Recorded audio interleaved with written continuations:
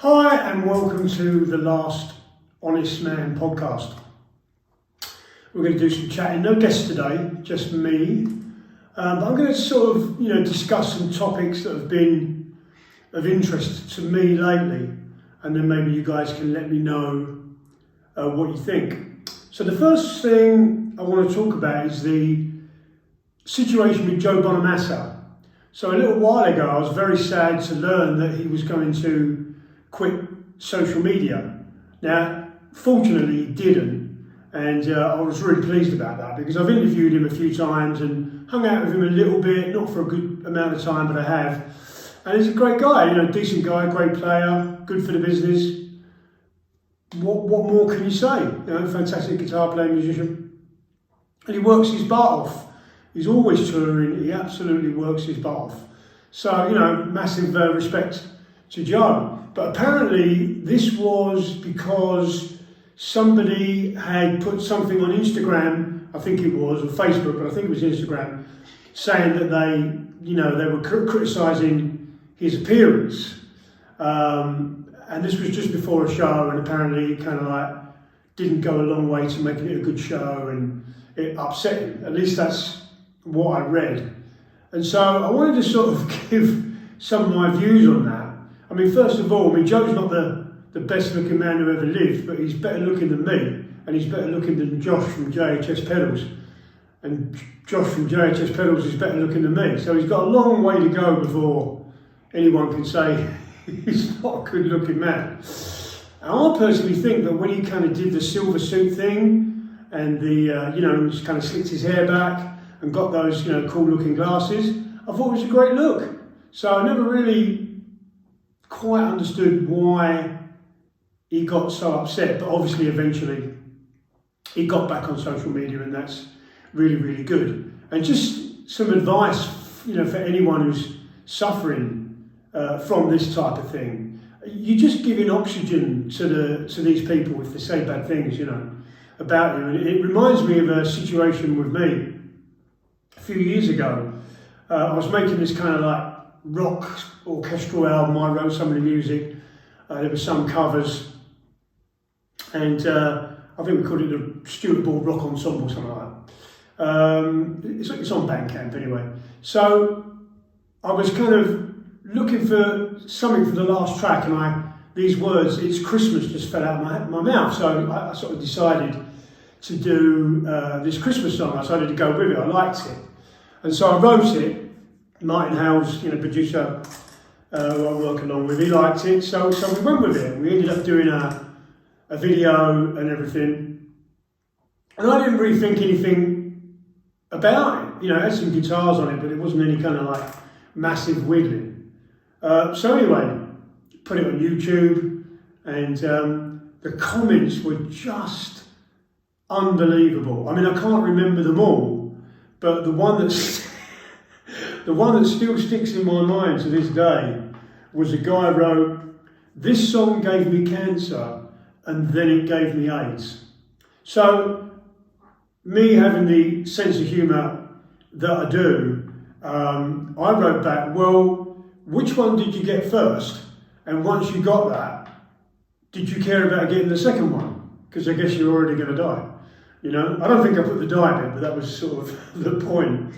Anyway, I kind of replied to every comment, not being mean, but just making funny, answers to the comments, because what else are you going to do? You don't want some sort of online fight, because that just goes on forever, and who's got the time or the energy for it?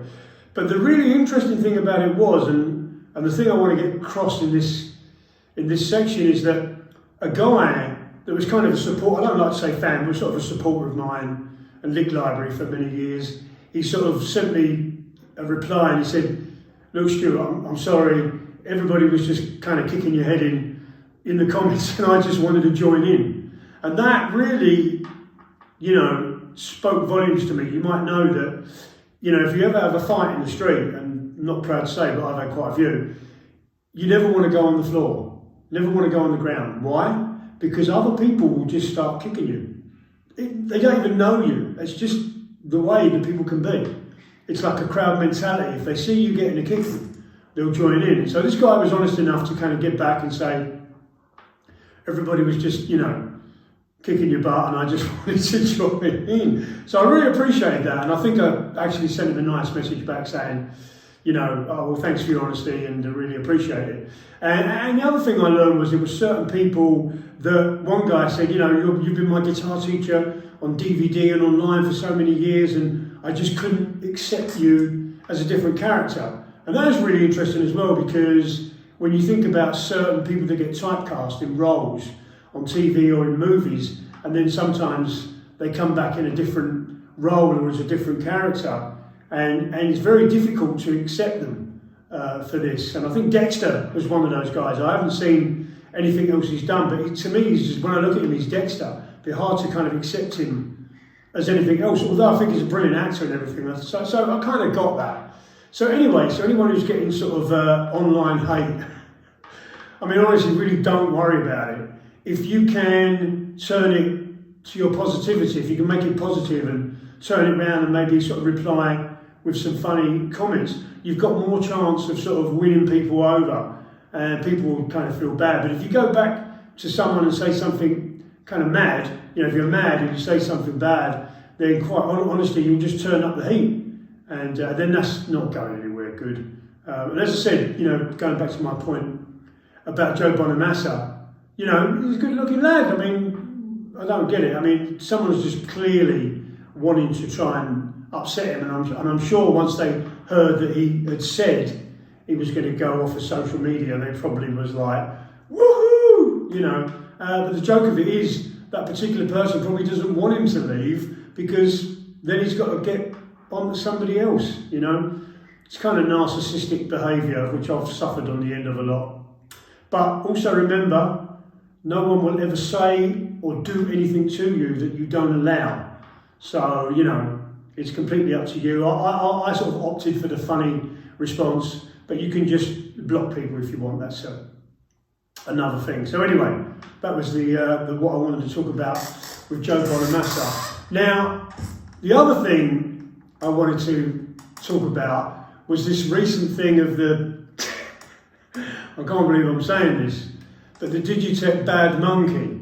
Now, it's so weird that this has come up on the JHS pedal show, which I watch and I love, and a lot of people do, and they've got a lot of supporters. I mean, the battery thing, as soon as I watched that, I switched it off after a couple of minutes, because it's obvious it was exactly the same sound on every single patch. The first thing I did was look at the date, and I thought it was just some Eric Johnson thing, where obviously he's got a thing about batteries. And on some of the power supply things, they put sags. I don't know if that's a battery thing.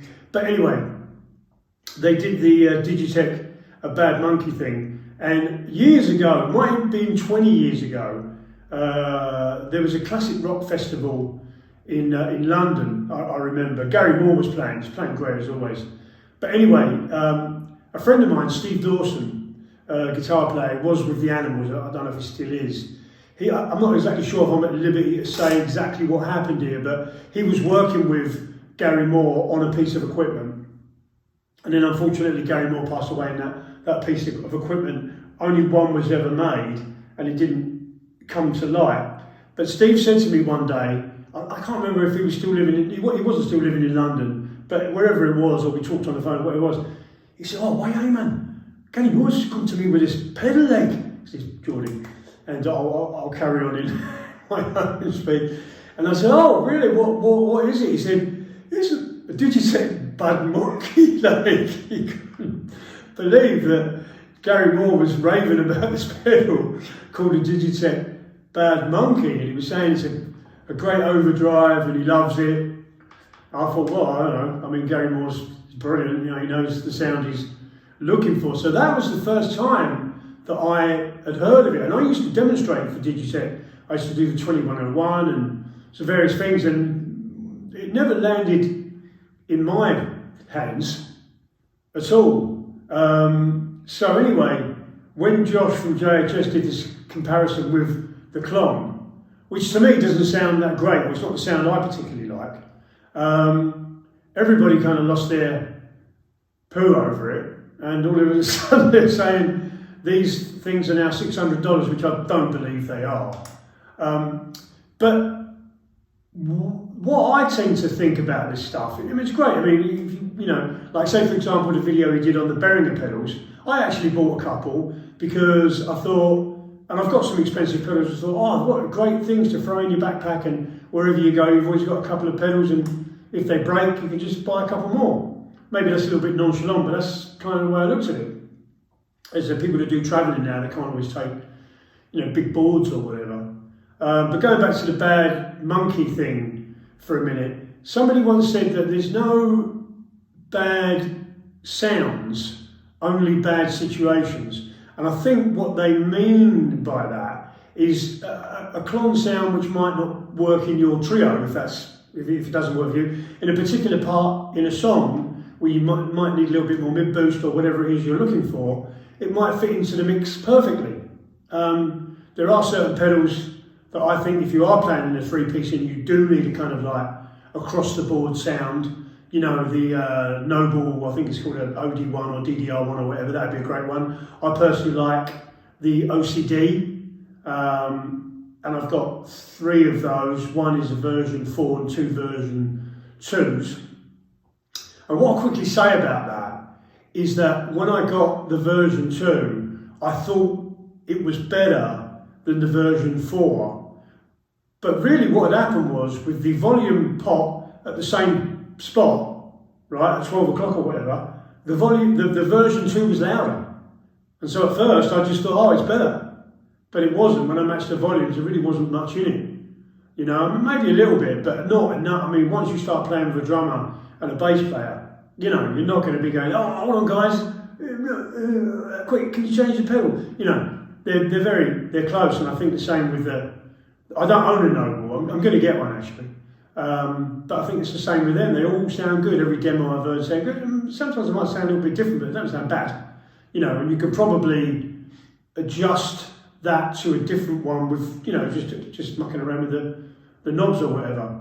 And then the other one I have, which is more for the kind of high gain thing, is the Friedman Brown Eye pedal, which I also think is really good. And I've got a couple of those, and they seem to sound the same. So don't drive yourself mad over gear. And I don't suppose Josh will ever watch this, but sometimes he'll get these comments and he'll kind of read them out with a sad face. I think it was Noel Coward that said, the only thing that's worse than people talking about you is people not talking about you. So, you know, and I think he's a smart man. He knows he's creating, you know, some awareness, discourse, whatever you want to call it. And of course, there's a zillion guitar nerds out there that probably haven't even got a gig that are going to just jump on this because it's kind of a fun thing to do. I don't really comment on this stuff, and I have thought of a few funny things I could say, but I thought, no. Anyway, so that's my Digitech, a bad monkey story. And there was one other thing I wanted to talk about real quickly that I wrote down here. Oh yeah, so all of you, I'm sure, know who Michael Landau is. And I've heard him play, I've been to see him play. I can't even remember why I did this, but there's a place called, I think it's called Sherman Oaks or something like that. It's quite near the Baked Potato on Cahuenga I think it's on Cahuenga in Los Angeles. And I stayed there I had a 3-month visa, and I stayed at this place for the whole time. And I wrote a guitar book for Hal Leonard, can't remember which company it was, I'll think of it in a minute, they're not around anymore. But I did that book, and then in the evenings I would go to the Baked Potato, sort of hang out there, and I saw Mike Landau, Scott Henderson, saw a lot of really good people. Just a quick Mike Landau story for you. I told Steve Harris this, and you know, Steve doesn't sort of laugh his head off very often, but he absolutely just laughed his head off when I told him this. Mike Landau was playing one night, and he came off the stage, and I said, hey man, I said, it's great playing. I said, look, I'm owner and founder of Lick Library. If you'd ever want to do some stuff for us, love to have you. And he sort of just looking at me with this blank face the whole time. And I sort of said, look man, you can walk off if you want. And he went, oh, thanks. And he just walked off. I mean, I know you should never drop names was talking to Liz about to Mick Jagger the other day, you know, I said, Mick, just don't ever drop names. Anyway, so I got a laugh out of that one. But the reason I'm telling that story, apart from the fact it's just a little bit of fun, is I recently came across a Fender advert on YouTube with Mike Landau playing his Coma guitar, which is a replica of a Strat, 59 Strat that he bought, I think in the 70s, or was it the 80s, I can't remember. It's on the video. And he kind of tells a story in this great speaking voice of the guitar, and then he plays as he's telling the story. The story that he's telling is overdubbed, he's just playing his guitar. But he's playing just fantastic, I mean, honestly. It really, really got me. I've played it so many times. And please give it a visit. I guess if you put into YouTube Mike Landau Coma guitar, it will come up. And I personally think that you should do an album of guitar playing and him telling stories. I mean, even if they were like kids' stories or something like that, I think it would be genius. It was something that you'd think like Tom Waits or, I don't know, or even sort of Mark Knopfler, if he kind of even backed his singing off a bit, if that's even possible. You know, just to get into this kind of narration over his guitar playing. I thought it was absolutely fantastic, I really did. So anyway, that's pretty much it for this podcast. I hope you enjoyed it. If you've got any other subjects that you'd like me to talk about, or any guitar lessons that you'd like me to do, some of the jam things have been going quite well on YouTube, where I play for 8 bars and you play for 8 bars. Unless it's a blues, then I tend to go once round the changes and you go once round the changes. So anyway, if you want to support me, you can purchase my music or stream it on Bandcamp. It's also on Spotify, and maybe you would consider checking out some of the designs at guitarstarclothing.com. It'd be absolutely fantastic if you could do that, and if you would subscribe to my YouTube channel, that would be absolutely brilliant. And yeah, leave me some comments and let me know what it is that you would like, and if I can do it, I certainly will. All right, guys, great talking to you. I'll see you on the next one.